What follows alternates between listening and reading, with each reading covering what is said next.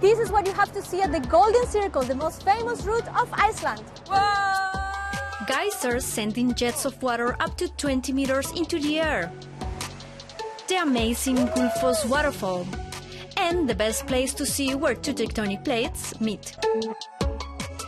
The tour can also be combined with a trip to the Blue Lagoon, one of Iceland's most visited places. Okay, it's not that deep. Thousands of people visit the attractions of the Golden Circle every day. But why are they so famous? Iceland, known as the land of ice and fire, is a paradise for nature lovers, with epic landscapes reminiscent of fantasy films.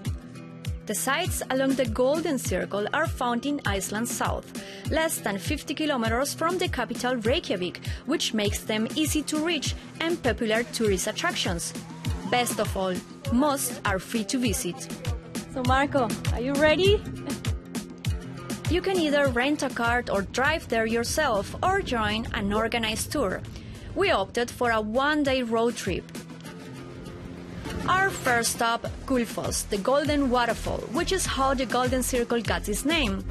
I'm meeting Katrin Frederiksen of the Guide to Iceland travel site, who will show us the best spots. You're welcome to Iceland. Yeah, thank you for having us. That's great. Anytime. We're starting at the upper viewing platform.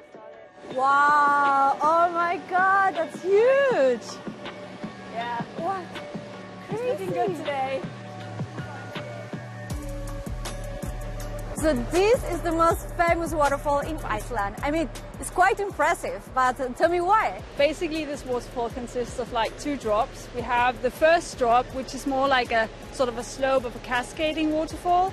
It's 11 meters, and then it sort of goes into this massive drop, which is 21 meters. This sort of combination of having two drops, two plateaus, and then going into this amazing canyon is really what just makes this quite beautiful. A truly jaw-dropping landscape, which changes dramatically during winter when parts of the waterfall freeze over. For safety reasons, this path leading to the lower viewing platform is closed during the cold months. It takes us about 10 minutes to get there. And this is the view from downstairs. I think I like this one better. I feel like in the middle of the waterfall. By now, more tourists are starting to arrive. I recommend coming really early in the morning to avoid crowds. We got here at 7 a.m. and had the waterfall almost to ourselves. So this lady here was also really famous. How come she threatened to throw herself into the waterfall? So many view Sigríður as Iceland's first environmental activist. And the reason that she threatened to do this was because foreign investors actually wanted to take this beautiful site and turn it into a hydropower plant, and even made some journeys to Reykjavik by foot, over 100 kilometers back and forth to make this legal case. Wow, incredible. Yep, she deserves this sculpture. We continue our journey to Hölkadalur Valley, home to Iceland's famous Estrokurt and Great Geyser hot spring. Wow! You got it right, Marco? Yeah! Geysers are a really rare phenomenon that can only be seen in few parts of the planet. Yes. What causes them? We need a geothermal area, such as this one. Then we need a water source underground, a sort of water reservoir. And then we need a vent from that water reservoir all the way up to the surface, where the water gets pushed up. So sort of like a natural plumbing system. So when we have all these three elements, then we can have a geyser. Estrokurt is Iceland's most active geyser. It spouts boiling hot water into the air every 5 to 10 minutes, sometimes up to 20 meters high. Whoa! Smells a little bit like rotten eggs. So how come people used to throw soap into the geyser? So the thing about this guy, the Great Geyser, is that he's highly inconsistent. Yeah. And in order for people to sort of make him more consistent, they figured out if they put soap in him, they would provoke an eruption. Oh, that's crazy. This was done around the 80s Yeah. and has obviously been discontinued out of environmental concern. Next up, we head up to Thingvellir National Park, a place of great historical significance and a unique tectonic environment. It's a 45-minute drive from Hölkadalur Valley. This is officially the first time that I'm walking between two tectonic plates. Crazy, right? The park is listed as a UNESCO World Heritage Site. This is where Iceland's very first parliamentary meetings were held in 930 AD. So we are at Thingvellir Park, right? I'm trying here. Is it Thingvellir. Thingvellir Park. Yeah, well the done. first national park of Iceland. Yes. So tell me, why is it so important?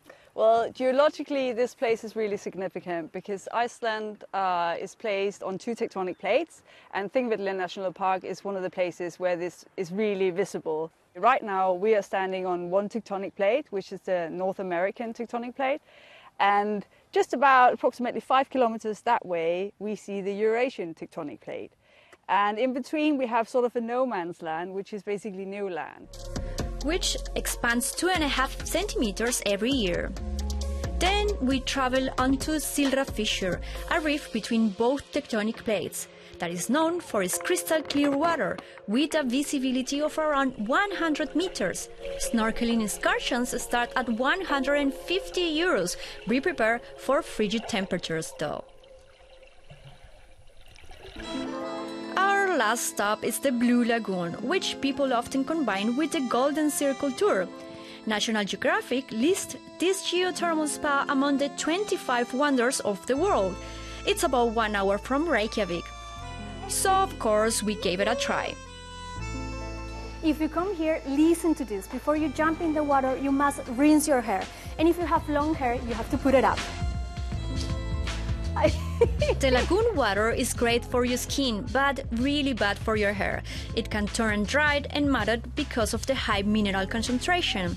The water's milky blue shade results from silica reflecting sunlight. And although the lagoon is a man-made hot spring, I have to say I'm quite impressed.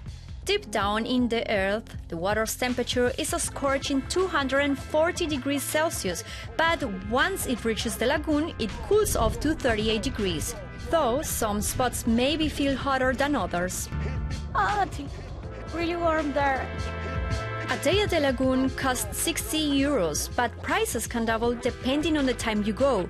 Mornings and evenings are cheaper.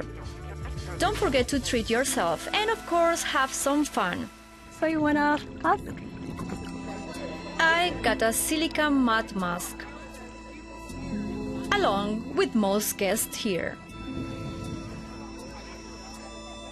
The ticket also included a drink for Marco and myself. Well, after visiting these attractions, I have to say I understand now why the Golden Circle and the Blue Lagoon are so popular in Iceland. If you come here, take at least 2 days to enjoy with more time all the locations. See ya!